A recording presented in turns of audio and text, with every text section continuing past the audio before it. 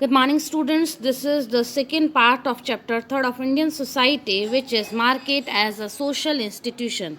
In last video, we have discussed about the meaning of market, political economy, thoughts of Adam Smith, invisible hands, etc., colonial era, the changes took place due to this colonial era, etc. In this video, we will discuss about capitalism, globalization, and various other concepts which are relevant for this chapter. Let us start from the first heading, which is capitalism as a social order. So, students, what does it mean? Capitalism.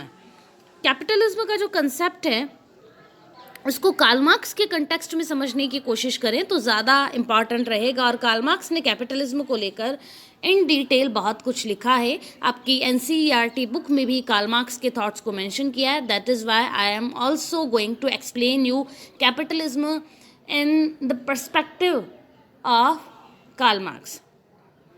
So students, there are many concepts जो कि मैंने आपको notes में भी mention किए हैं miscellaneous में important terms के फॉर्म में। First concept is commodity. Student, commodity क्या है? कमोडिटी या फिर commoditization. Commodity a thing which is saleable और buyable, nothing less nothing else. अगर कभी क्वेश्चन आता है, 1 मार्क का क्वेश्चन आता है, then you have to write that commodity means a thing which is saleable और buyable, nothing else nothing less. तो पहली चीज़ कमोडिटी। कैपिटलिज्म के लिए इम्पॉर्टेंट जो चीज़ रहती है इट इज़ कमोडिटी, क्योंकि capitalism each and every thing को वो कमोडिटाइजेशन कर देता है। कमोडिटाइजेशन का मतलब है कुछ ऐसी चीज़ें जो कि अर्लियर इन पास्ट सेलेबल और बायबल नहीं थी, उन चीज़ों को भी, उन सर्विसेज को भी, या फिर गुड्स एंड सर्विसेज दोनों चीज़ों को आप माने, उन चीज़ों को भी कैपिटलिज्म कमोडिटाइज कर देता है, मींस सेलेबल और बायबल बना देता है। एग्जाम्पल आगे भी मैं बहुत सारे दूंगी, एक एग्जाम्पल आप यहाँ सुनिए कमोडिटाइजेशन को लेकर। आप आपके ग्रैंड पेरेंट्स से एक बार पूछिएगा कि क्या उनके टाइम पर वाटर बॉटल में मिलता था? वाटर क्या सेलेबल था? Most of the student may get answer negative, no. हमारे ग्रैंड पेरेंट्स के टाइम पर वाटर सेलेबल और बायबल नहीं था। अब जब वो सेलेबल और बायबल नहीं है, इट मीन्स वाटर का कमोडिटाइजेशन नहीं हुआ था। बट धीरे धीरे करके ग्रेजुअली जैसे जैसे कैपिटलिज्म इंडिया में आता गया, वैसे वैसे करके वाटर, जो कि पहले कमोडिटाइजेशन उसका नहीं हुआ था, today water is a commodity. और क्योंकि इसका कमोडिटाइजेशन हो चुका है, therefore water is a saleable और अ बायबल थिंग। एक और आगे कार्ल मार्क्स बताते हैं, और कार्ल मार्क्स इसी वजह से कैपिटलिज्म को क्रिटिसाइज भी करते हैं। कार्ल मार्क्स कहते हैं कि कैपिटलिज्म जो असेंशियल चीज़ें हैं, असेंशियल कमोडिटीज़ हैं, असेंशियल थिंग्स हैं, फैसिलिटीज़ हैं, सर्विसेज हैं, कैपिटलिज्म अपनी पॉकेट हैवी करने के लिए, जो इंडस्ट्रियलिस्ट हैं, कैपिटलिस्ट हैं, वो इंडस्ट्रियलिस्ट या फिर कैपिटलिस्ट जो हैं, वो अपनी पॉकेट को हैवी करने के लिए असेंशियल कमोडिटीज़ को भी सेलेबल और बायबल बना देते हैं, जिसकी वजह से हमारी सोसाइटी में स्कैर्सिटी बढ़ती है, स्कैर्सिटी इंक्रीज़ होती है, इकोनॉमिक डिस्पैरिटी इंक्रीज़ होती है, और इसी की वजह से ही हमारी सोसाइटी 2 क्लासेस में डिवाइड होती है। One is haves and another is haves not. आगे कार्ल मार्क्स कहते हैं कि इसी कमोडिटाइजेशन की वजह से हमारी सोसाइटी के प्रोडक्शन रिलेशनशिप जो हैं वो चेंज हो जाते हैं। और प्रोडक्शन रिलेशन का मतलब क्या होता है स्टूडेंट्स? मान लो कोई फैक्ट्री है, फैक्ट्री क्योंकि एक प्रोडक्शन यूनिट है फैक्ट्री, तो उस फैक्ट्री जो कि एक प्रोडक्शन यूनिट है, वहाँ पे कैसे प्रोडक्शन रिलेशन होंगे? एक सुपरवाइज़र रहेगा, एक वर्कर रहेगा, दोनों, these are 2 classes, one is upper and another is lower. तो कार्ल मार्क्स कहता है कि ये क्लासेस एग्जिस्टेंस में क्यों आई? ड्यू टू दिस प्रोडक्शन में students, according to Karl Marx, जब कमोडिटाइजेशन होता है तब प्रोडक्शन होगा तो प्रोडक्शन की कुछ मीन्स होंगे, मतलब प्रोडक्शन करने का तरीका होगा, कुछ प्रोसेस होगा. According to Karl Marx, this process of production divide our society into two parts. अब ये टू पार्ट्स में सोसाइटी को जब डिवाइड करती है तो यही टू पार्ट्स हमारे प्रोडक्शन रिलेशनशिप कहलाती हैं.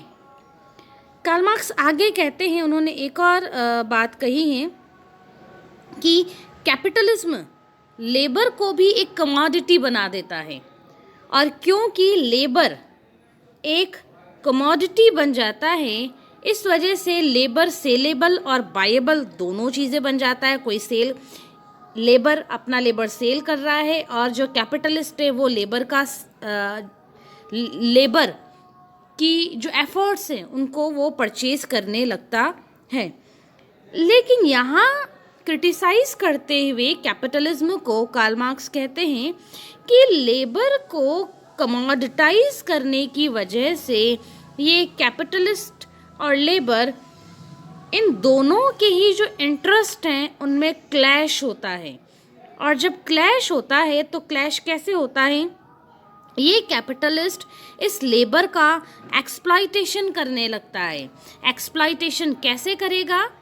एक्सप्लॉइटेशन करने का एक वे जिसको टर्म दिया कार्ल मार्क्स ने टर्म दिया सरप्लस प्रोडक्शन और surplus value. Surplus value is more accurate term.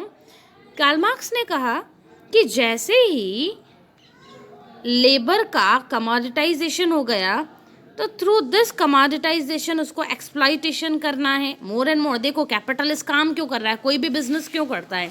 आज अगर आप भी कोई इंडस्ट्री या फिर प्लांट आप इंस्टॉल करते हो, एस्टैब्लिश करते हो, तो ये सोच के तो नहीं करते हो कि मुझे लॉस बियर करना है. सबके सभी more and more profit gain करने की कोशिश करते हैं. और कार्ल मार्क्स तो कैपिटलिस्ट पर्सन्स को एक ऐसी एंटिटी मानते थे जो कि अपनी पॉकेट हैवी करना चाहता है.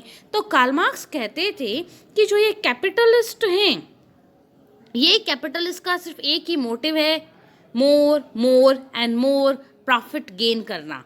अब more and more profit gain कैसे करेंगे? मैंने कहा कि लेबर का कमोडिटाइजेशन हुआ, मतलब आप लेबर को कुछ पे कर रहे हो तो आपका एक पार्ट ऑफ प्रॉफिट तो आप लेबर को पे कर रहे हो.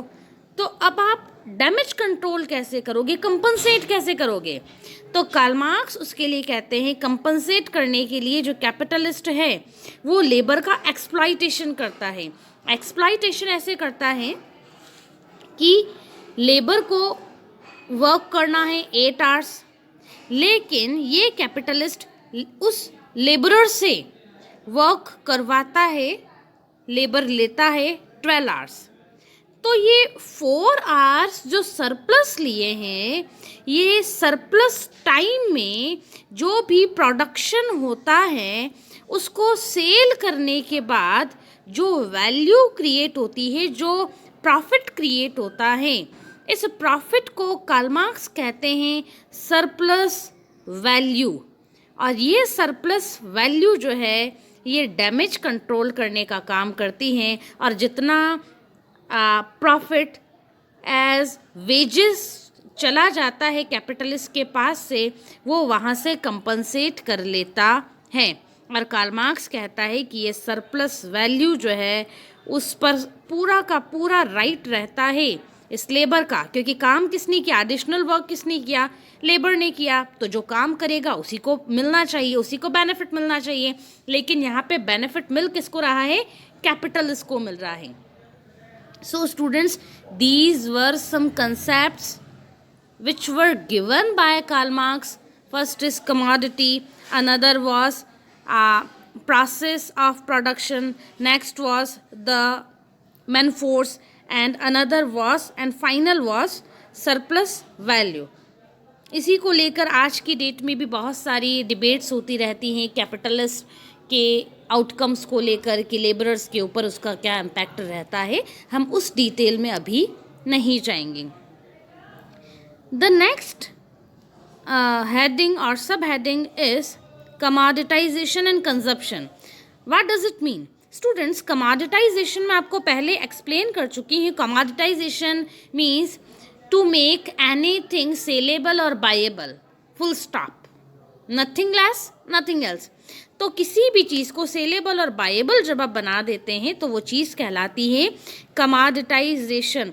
जस्ट लाइक आज की डेट में लेबर सेलेबल और बायेबल है. आपको मालूम है, आप अगर कहीं चले जाते हैं तो वो लेबर सेल हो जाता है. आपको कोई सामान भी यहाँ से वहाँ उठाना है तो वो लेबर आपके पास इजीली अवेलेबल हो सकता है, लेकिन आपको उसके लिए कुछ पे करना पड़ेगा, आपको लेबर को परचेज करना पड़ेगा. इसके अलावा स्किल्स, ये भी आज की डेट में सेलेबल और बायेबल हो चुकी हैं. फॉर एग्ज़ाम्पल, अगर कोई बहुत अच्छा स्पीकर है तो और कोई बहुत अच्छे से कन्विंस कर सकता है तो आप उसकी इस स्किल को परचेज करके एज अ रिसेप्शनिस्ट उसको रख सकते हैं, जॉब दे सकते हैं, या फिर एज मार्केटिंग वर्क आप उसको प्रोवाइड करा सकते हैं, सेल्समैन बना सकते हैं. तो बहुत सारे जॉब उसके लिए अवेलेबल हैं आज की डेट में. तो हमने स्किल्स को भी परचेज करना स्टार्ट कर दिया है. कंटिन्यू करें स्टूडेंट्स. लेकिन इस अभी सुनने देखने में तो अच्छा लग रहा है कि ठीक है, अगर आप में आर्ट है और कोई चीज़ अगर किसी को बेनिफिट पहुंचा रही है, प्रॉफिट दे रही है, तो उसका कमोडिटाइजेशन करने में इशू ही क्या है. लेकिन एक इशू ये है कि कमोडिटाइजेशन की जो लिमिट है वो हम क्रॉस कर चुके हैं. ह्यूमन बीइंग्स उस लिमिट को क्रॉस कर चुके हैं और आज हम ऐसी चीज़ों को भी कमोडिटाइज करने लगे हैं जो कि गॉड गिफ्टेड हैं. Just like kidney. आपको मालूम होगा कि ह्यूमन ऑर्गन्स की ट्रैफिकिंग होने लग गई हैं. और ये ट्रैफिकिंग क्यों हो गई है? क्योंकि किडनी का भी कमोडिटाइजेशन हो गया. मीन्स किडनी भी आज की डेट में सेलेबल और बायेबल हो गई, इवन दो इलीगल हैं, लेकिन है तो सही, आप इससे डिनाई नहीं कर सकते हैं. इलीगली ये पूरा बहुत बड़ा मार्केट चलता है ह्यूमन ऑर्गन्स की ट्रैफिकिंग को लेकर. आज इसको लेकर वेरियस NGOs प्रोटेस्ट कर रहे हैं, लेकिन फिर भी ये एग्जिस्ट करता है. चाइल्ड लेबर, ये भी गलत है, क्योंकि ये जो चाइल्ड्स हैं, चिल्ड्रन हैं, उनके साइकोलॉजिकल लाइफ पर बहुत बड़ा वर्स्ट इम्पैक्ट डालता है. कैलाश सत्यार्थी के बारे में आप लोगों ने पढ़ा ही होगा. बचपन बचाओ मूवमेंट को लीड करने का उन्होंने काम किया है. इसके अलावा नोबल पीस प्राइज़ भी उनको मलाला यूसुफजई के साथ जॉइंट नोबल पीस प्राइज़ भी मिला हुआ है. ये सारी चीज़ें इसीलिए बता रहे हैं कि किसी भी चीज़ के, किसी भी काम के, किसी भी कंसेप्ट्स के दो पिक्चर्स आपको देखने को मिलेंगे. One may be the shining but another may be the dark picture of that thing. Continue करते हैं स्टूडेंट्स. हमने कुछ और भी चीज़ों को ऐसे कमोडिटाइज़ किया है. पहले भी मैं आपको एग्ज़ाम्पल दे चुकी हूँ कि अर्लियर जब आप आपके ग्रैंड पेरेंट्स वापस उन्हीं के पास आ रहे हैं, मैं कई बार आप लोगों को क्लासरूम में भी कह चुकी हूँ कि अगर आपको सोशोलॉजी या फिर इंडियन सोसाइटी या फिर सोसाइटी एज अ होल अच्छे से समझनी है, प्रैक्टिकल नॉलेज आपको चाहिए, तो आप आपके ग्रैंड पेरेंट्स के पास बैठिए. उनसे सोसाइटी के बारे में जो उनकी नॉलेज है वो हमारी बुकिश नॉलेज से बहुत ज़्यादा आगे है. वो आपको बहुत अच्छा नॉलेज प्रोवाइड करा सकते हैं, प्रैक्टिकल नॉलेज प्रोवाइड करा सकते हैं, और आप लिस्ट कर पाएंगे चीज़ों को कि पहले और आज में क्या चेंज है. बिफोर और आफ्टर की जो पिक्चर्स आप मोबाइल में देखते हैं वो आपकी पिक्चर विजुअलाइज करवा सकते हैं आपको आपके ग्रैंड पेरेंट्स. आपके ग्रैंड पेरेंट्स से आप पूछ के देखिएगा कि पहले क्या मैट्रिमोनियल साइट्स हुआ करती थी, क्या पहले किसी को आपको पे करना पड़ता था जब मैरिज के लिए. लेकिन आज ऐसा है, आज ऐसे कई ग्रुप्स बने हुए हैं, मैट्रिमोनियल साइट्स चलती हैं जहाँ पर कि मैरिज जो कि पहले हमारी फैमिली के अंदर ही काम चलता था, चाचा चाची ताऊ जो आपके रिलेटिव्स हैं वो ही मैरिज के लिए ग्रूम या ब्राइड ग्रूम सर्च करने का काम करते थे। आज वो काम का भी कमोडिटाइजेशन हो चुका है और आप ये काम भी दूसरों को हैंड ओवर कर देते हैं। इन्वेस्टिगेट करने का काम भी कई लोग अपने हाथ में ले लेते हैं, बट यू हैव टू पे फॉर दैट वर्क और दैट जॉब। इसके अलावा कई आपने होर्डिंग्स देखे होंगे, इवन दो भीलवाड़ा में भी आपने देखी ही होंगी ये चीज़ें। एक ऐड चलते हैं पर्सनैलिटी डेवलपमेंट। अब पर्सनैलिटी डेवलपमेंट में सिखाते क्या हैं, हाथ कैसे धोना है, बोलना कैसे है, खड़ा कैसे रहना है। ये चीज़ें तो बच्चों आपके पेरेंट्स आपको सिखाते हैं ना घर पे। तो जो काम पेरेंट्स का है, जो सोशलाइजेशन करने का काम आपके पेरेंट्स का है, वो काम भी आज करने लगे हैं वेरियस इंस्टीट्यूट्स। लेकिन उसके बदले वापस क्या करना होगा, यू हैव टू पे फॉर दैट। ये कमोडिटाइजेशन है। आगे बढ़ते हैं हम लोग। कैपिटलिज्म की एक बहुत बड़ी या फिर दूसरी इम्पॉर्टेंट टेंडेंसी देखें हम, या फिर कैरेक्टरिस्टिक अपन उसको कहें, दैट इज कंजप्शन। कैपिटलिज्म में कंजप्शन बहुत ज़्यादा इम्पॉर्टेंट माना जाता है और कंजप्शन को स्टेटस सिंबल माना जाता है। इसी कैपिटलिज्म की वजह से ही कंजप्शन को लेकर बहुत सारे इश्यूज़ क्रिएट हुए का मतलब है कि कंजप्शन को हम लोगों ने इम्पॉर्टेंस प्रोवाइड करना स्टार्ट की है। आज हम किसी भी गुड्स सर्विसेज का कंजप्शन या फिर यूज़ अपनी फैसिलिटी के अकॉर्डिंग नहीं करते हैं। वो फैसिलिटी तो एक उसका सब रीज़न होती हैं, लेकिन बेसिक रीज़न हमारा कई बार ये भी रहता है to showcase our status. The status may be economic, it may be cultural, it may be social as well.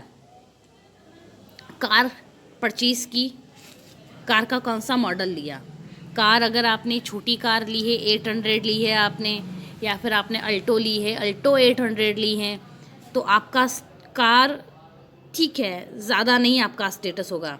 लेकिन हाँ, अगर आपने किया कार्निवल ली है, फेरारी ली है, तो आपका सोसाइटी में स्टेटस बढ़ता है, लोग आपके बारे में डिस्कस करते हैं। ये आपका कंजप्शन ये फैसिलिटेट तो कर रहा है, लेकिन साथ ही साथ ये कंजप्शन आपकी सोसाइटी में स्टेटस को शो करने का एक मोड है। यार कंजप्शन इज़ अ मोड और a mean to showcase your status in your society. और इसी को देखते हुए क्या हुआ है स्टूडेंट्स, वेरियस एडवर्टीजमेंट्स जो हैं वो भी आपकी इस कमज़ोरी को पहचान चुके हैं कि आपका कंजप्शन आपकी फैसिलिटी के बेस पे नहीं होता, आपका कंजप्शन होता है कि सोसाइटी में आपकी स्टेटस को शोकेस करने के लिए। इसलिए कई सारे एड्स जो हैं उनमें आपको एक टाइटल या फिर पंच लाइन देखने को मिलती होगी, पढ़ने को मिलती होगी, ऊंचे लोग ऊंची पसंद। ये बताने की कोशिश कर रहा है कि अगर आपको सोसाइटी में अपने आप को अपर शो करना है, then you have to consume that product.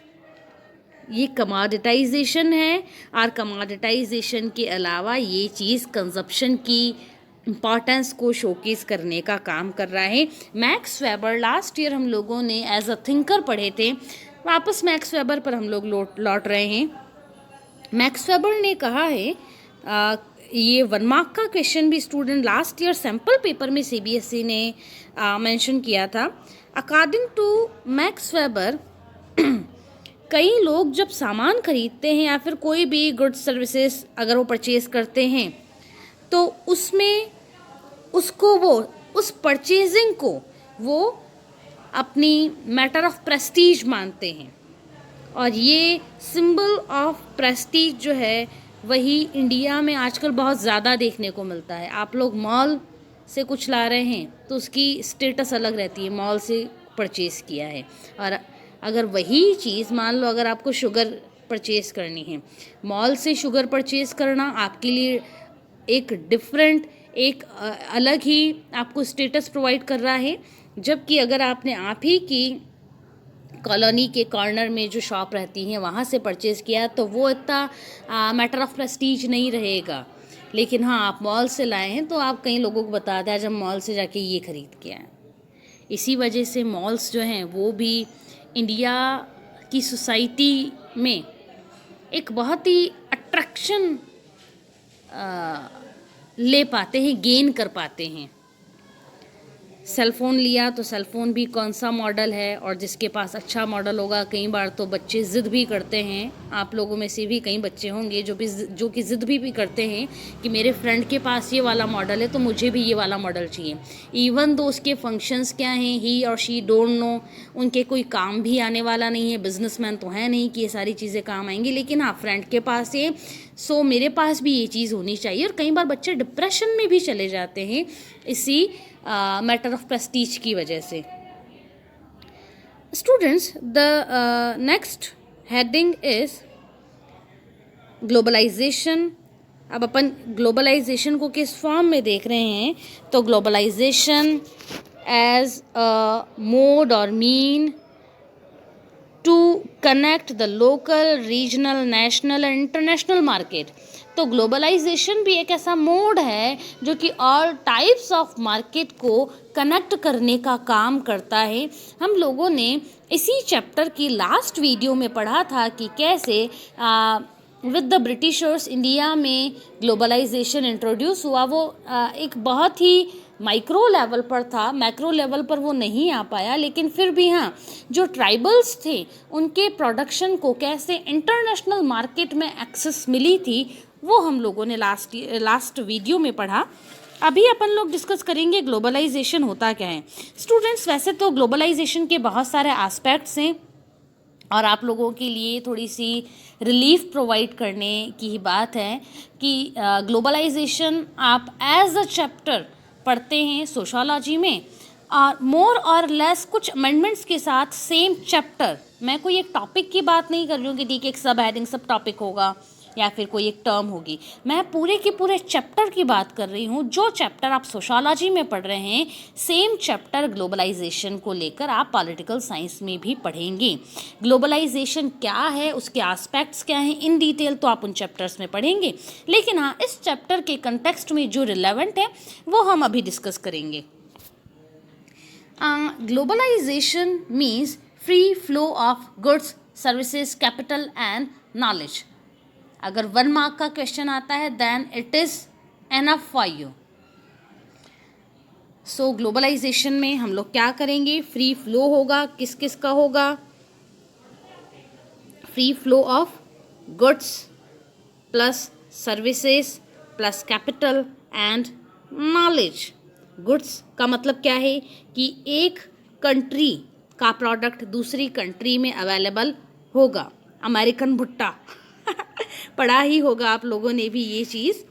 अब ये ग्लोबलाइजेशन है। अब वो अमेरिका से आया नहीं आया, at least I do not know about it, लेकिन हाँ नाम तो चल गया अमेरिकन भुट्टा और कई लोग उसको बहुत अच्छे से कंज्यूम भी करते हैं।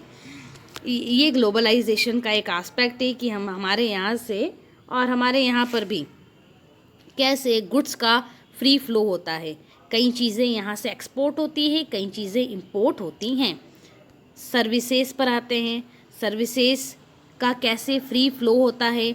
हमारे यहाँ से डॉक्टर जो है वो अमेरिका जा सकते हैं और अमेरिका के कुछ इंजीनियर्स हमारे यहाँ पर आ भी सकते हैं। आते हैं नहीं आते हैं, आते हैं लेकिन हाँ नंबर कम रहता है। तो ये है सर्विसेज का, doctor, engineer, lawyer, teacher also. तो वेरियस अदर सर्विसेज जो आती हैं उन सब का फ्री फ्लो होना। देन हम लोगों ने कैपिटल की बात की थी। कैपिटल तो बहुत ज़्यादा मालूम ही होगा, न्यूज़पेपर में अक्सर रहता ही है कि इंडिया ने किसी कंट्री में इन्वेस्ट किया। इंडिया ने इवन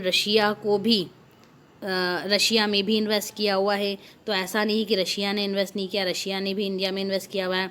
जापानीज़ बुलेट ट्रेन के बारे में आप लोगों को मालूम होगा, है ना। तो ये सारी चीज़ें क्या है, free flow of capital. Capital मतलब मनी, पैसा।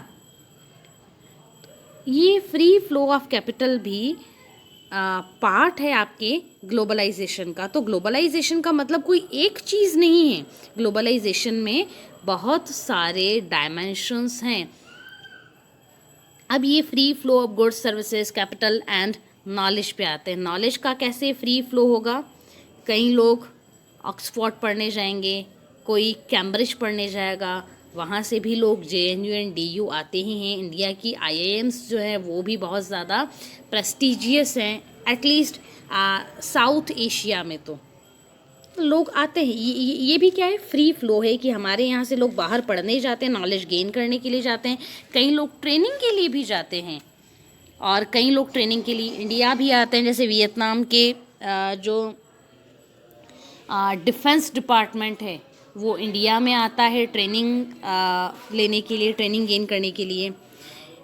इन सब के अलावा ग्लोबलाइजेशन के कुछ अदर एस्पेक्ट्स भी हैं, सोशो कल्चरल एस्पेक्ट। अभी तो अपन लोगों ने बात की इकोनॉमिक एस्पेक्ट की, है ना, लेकिन इसके सोशो एंड कल्चरल एस्पेक्ट्स भी हैं। Later on we will discuss about all these aspects briefly.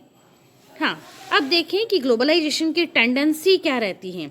तो ग्लोबलाइजेशन की कैरेक्टरिस्टिक्स अब मैं बताने जा रही हूँ one by one. I will share notes with you, so no need to take any tension and no need to be worry about it. First point is globalization में market, open market policy introduce की जाती है ना। अब open market में क्या होगा कि किस कंट्री का दूसरी कंट्रीज़ के लिए मार्केट ओपन रहता है। ओपन मार्केट का मतलब है they can come in any country, मतलब जहाँ ग्लोबलाइजेशन होगा वहाँ की बात कर रही हूँ स्पेसिफिकली में। They can come and they can make और सेल और purchase anything. They can make, वो चाहें तो यहाँ आके बना लें, वो दे कैन परचेज, वो चाहें तो यहाँ के परचेज करें। दे कैन सेल ऑल्सो, वो चाहें तो यहाँ पे सेल भी करें। डोमिनोज़ मालूम होगा आपको, डोमिनोज़ के यहाँ बहुत सारे, बहुत खुशी से हम उसको परचेज़ करते हैं, जबकि डोमिनोज़ जो है वो एक MNC है, वो इंडियन नहीं है, इंडियन कंपनी नहीं है। तो ये आपको बता रहा है कि कैसे कोई कंट्री यहाँ पे आके सेल भी कोई कंपनी आके यहाँ पे सेल कर सकती है, परचेज़ कर सकती है और मैन्युफैक्चर भी कर सकती है। और जब ये सब कर सकते हैं आउटसाइडर्स, तो इसको अपन कहेंगे ओपन मार्केट।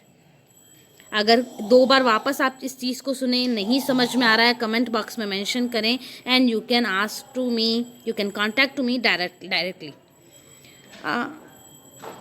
अगर अपन इसके इम्पैक्ट्स देखें कि इम्पैक्ट्स क्या रहे हैं ग्लोबलाइजेशन को लेकर, तो there are 2 impacts of globalization on India, क्योंकि इंडियन सोसाइटी के बारे में ही अपन पढ़ रहे हैं और बुक का नाम ही बिल्कुल है इंडियन सोसाइटी। तो इंडिया के कंटेक्स्ट में देखें कि ग्लोबलाइजेशन के इम्पैक्ट्स क्या रहे हैं।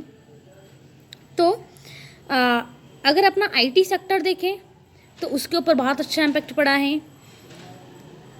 एजुकेशन के ऊपर अच्छा इम्पैक्ट, क्योंकि हम कॉम्पीट करने वाली सिचुएशन पर आ रहे हैं, उस लेवल पर आ रहे हैं।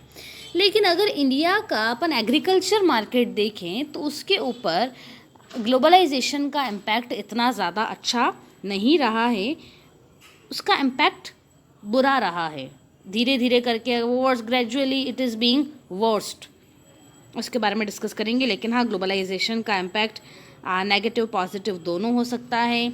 और ग्लोबलाइजेशन में जो वर्ल्ड की इकोनॉमीज़ हैं वो इकोनॉमीज़ कनेक्टेड रहती हैं, ऐसे यूँ ही समझें आप।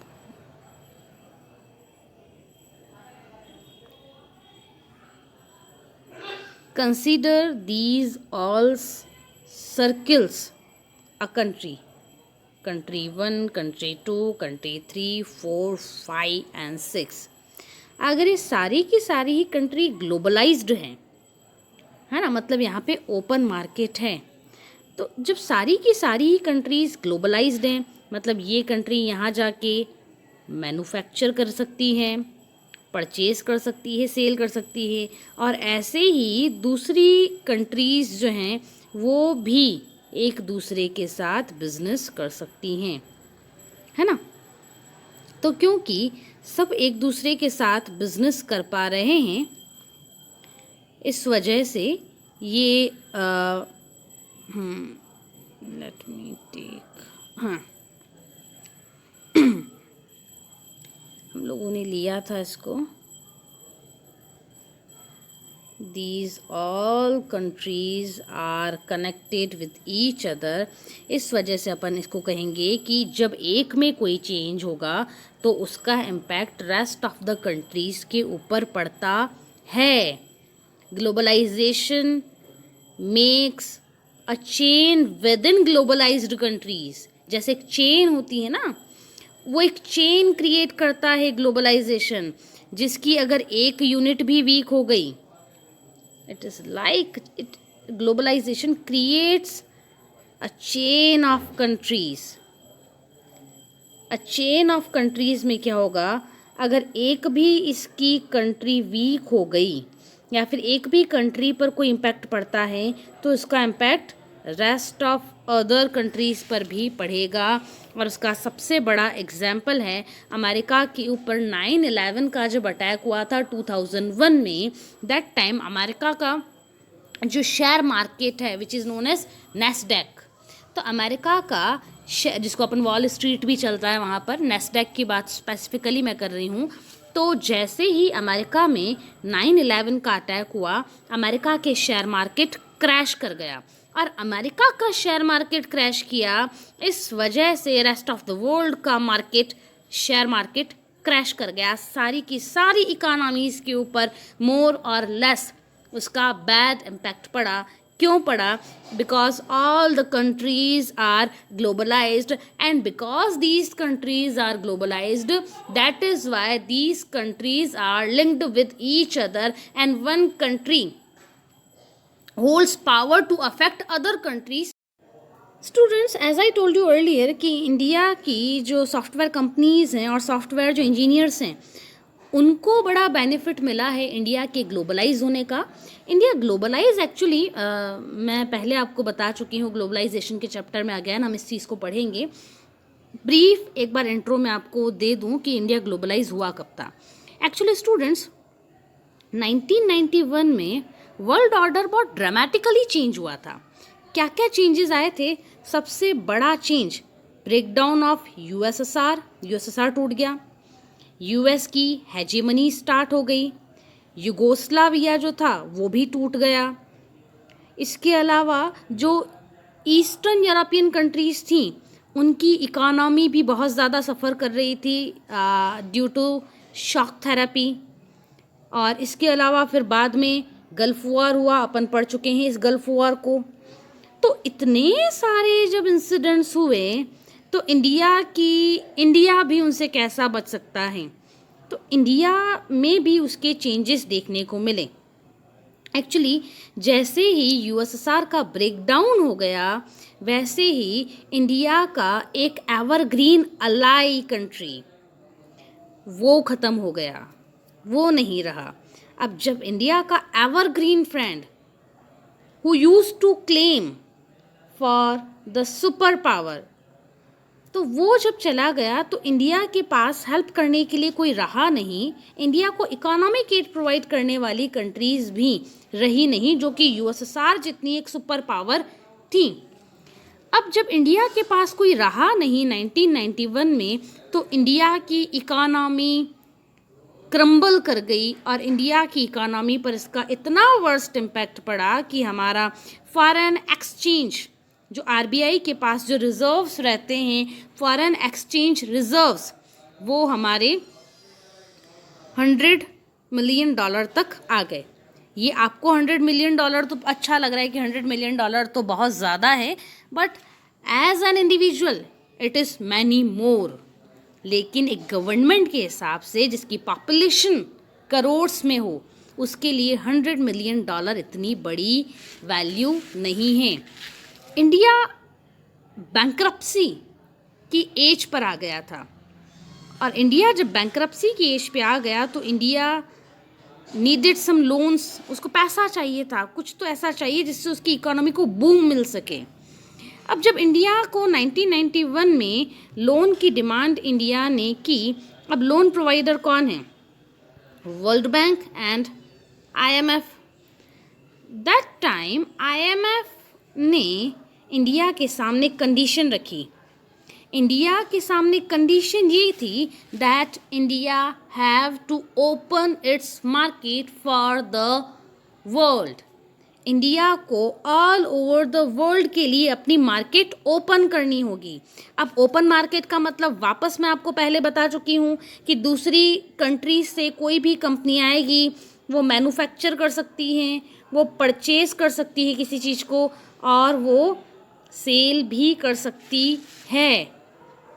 ओपन करना पड़ेगा। जबकि बिफोर 1991 की अपन बात करें तो बिफोर 1991 इंडिया की इकोनॉमी क्लोज्ड इकोनॉमी थी, हमारी प्रोटेक्शनिस्ट इकोनॉमी थी। हम प्रोटेक्शन प्रोवाइड करते थे हमारी इकोनॉमी को, हमारे इंडस्ट्रियलिस्ट को और इंडिया की इंडस्ट्रीज़ को भी, जिससे कि वो अच्छे से ग्रो कर पाएँ।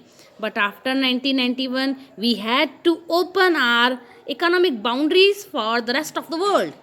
और जब जैसे ही रेस्ट ऑफ द वर्ल्ड के लिए हमने बाउंड्री खोली तो इंडिया में इन्वेस्टमेंट आया। जो दूसरी चीज़ें मैंने आपको बताया था कि ग्लोबलाइजेशन क्या क्या लाता है, free flow of goods, services, capital and knowledge, India में सारी चीज़ें आई। रेस्ट ऑफ सेक्टर्स की बात नहीं करके सॉफ्टवेयर पर अगर अपन बात करें तो सॉफ्टवेयर इंजीनियर्स को और सॉफ्टवेयर अपनी कंपनीज जो हैं उनके ऊपर बहुत अच्छा इम्पैक्ट पड़ा, क्योंकि आपको मालूम है इंडियंस तो स्मार्ट होते ही हैं, जुगाड़ू भी होते हैं। तो हमारे यहाँ के सॉफ्टवेयर इंजीनियर्स बड़े फेमस हैं, बहुत एफिशिएंट हैं, केपेबल हैं, और उनकी ये कैपेसिटी, उनकी एफिशिएंसी वर्ल्ड मार्केट में चीप रेट पर आज की डेट में भी अवेलेबल है। और आज की डेट में भी उनकी ये सॉफ्टवेयर जो इंजीनियर्स हैं उनकी कैपेसिटी, कैपेबिलिटी, उनकी सर्विसेज चीप रेट्स पर अवेलेबल हैं। इसी वजह से इंडिया की बड़ी सॉफ्टवेयर कंपनीज पर भी इंडियंस ने मेन पोस्ट्स को ऑक्यूपाई कर रखा है। आगे बढ़ते हैं सॉफ्टवेयर कंपनी से थोड़ा आगे बढ़ के, और अपन थोड़े कल्चरल इम्पैक्ट्स देखें ग्लोबलाइजेशन के। सो स्टूडेंट्स, ऐसा नहीं है कि ग्लोबलाइजेशन सिर्फ आपकी इकोनॉमी को अफेक्ट करता है, गुड्स सर्विसेज आएंगे, ऐसा नहीं है। ग्लोबलाइजेशन का अपना एक कल्चरल एस्पेक्ट भी है। As I told you earlier, कैसा कल्चरल एस्पेक्ट है कि ग्लोबलाइजेशन की वजह से बहुत सारी आपकी कंट्री की जो इंडिजिनस स्किल्स होती हैं वो वर्ल्ड में पहुंचती हैं, उनको वर्ल्ड में रिकॉग्निशन मिलता है। जस्ट एन एग्जाम्पल, बहुत एक शाइनिंग एग्जाम्पल है इंडियन योगा एंड आयुर्वेदा। ठीक है, इंडिया का योगा एंड आयुर्वेदा दोनों को इस ग्लोबलाइजेशन की वजह से ऑल ओवर द वर्ल्ड में रिकॉग्निशन मिली है। और ऐसी रिकॉग्निशन मिली कि वर्ल्ड योगा डे 21 जून को सेलिब्रेट किया जाने लगा। This is the cultural aspect of globalization. Pushkar मेले में गए होंगे कभी आप लोग।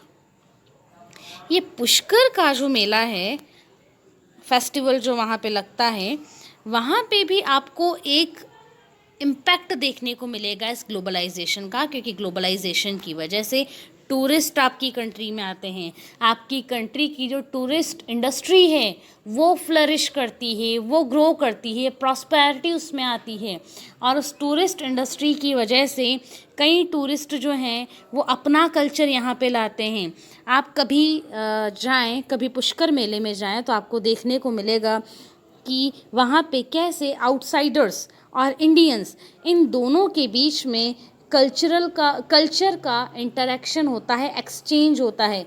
वो हमारे जो ड्रेसेस हम वियर करते हैं वो कई बार हमारी साड़ी पहन लेते हैं और हम लोग उनके कल्चर को अडॉप्ट करने लगे हैं। This is the cultural aspect of globalization. तो पुष्कर मेला या फिर जो हमारे फेस्टिवल्स होते हैं ये सिर्फ इकोनॉमिक एक्टिविटीज़ के लिए ही नहीं होते हैं, इनका अपना एक cultural meaning, cultural importance, cultural relevance रहती हैं। अब आते हैं हम लोग the completely new heading. Last time मैंने आपको कई बार क्लास में बताया था that India had denied to join RCEP. अब आप लोग सर्च करेंगे और कमेंट बॉक्स में मुझे बताएंगे कि RCEP क्या है, इसको लेकर क्या इश्यूज़ थे, कहाँ पे मीटिंग हुई और इंडिया ने कब डिनाई किया था। न्यूज़पेपर का कटिंग मैं आपको पहले भी दिखा चुकी हूँ, जब एक बहुत बड़ा आर्टिकल आया था, इवन हाफ पेज आर्टिकल आया था, और वो इवन मैं आपके लिए क्लास में भी लाई थी और मैंने आपको बताया था कि क्या इम्पैक्ट्स पड़ सकते हैं RCEP के और RCEP क्या है। जो स्टूडेंट्स ज़्यादा नहीं जानते हैं इसके बारे में, at least they can mention the full form RCEP. We are going to start the debate between market and state. I am a student of economics also, तो मेरा इसमें कुछ ज़्यादा ही इंटरेस्ट रहा है मार्केट और स्टेट को लेकर.